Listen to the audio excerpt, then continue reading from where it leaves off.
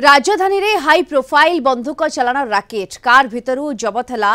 10 Mauser Khandagiri अंचल जबत कला special crime unit चोरा चलाण होउथबा बेले विश्वस्त सूत्रु खबर पाई माड़ी बसितला स्पेशल क्राइम यूनिट दुई जण बंधुक व्यापारी को गिरफ करी पचरा उचरा जारी रही कार भितर 10 माउजर जबत होती खंडगिरी अंचल स्पेशल क्राइम यूनिट जबत करी दुई जण बंधुक व्यापारी को गिरफ करी पचरा उचरा करा जाउछि। राजधानी रे हाई प्रोफाइल बंधुक चलाण राकेट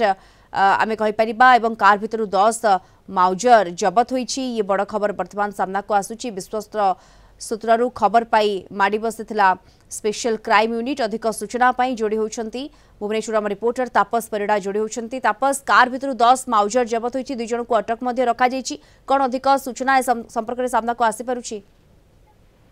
देखो दीप्ति जो भाव में भुवनेश्वर रे एक हाई प्रोफाइल बंधुक चालाण राकेट वर्तमान सामना को आसी जिते स्पेशल क्राइम यूनिट हाथ में दुई जण अभियुक्त को गिरफ कर स्पेशल क्राइम यूनिट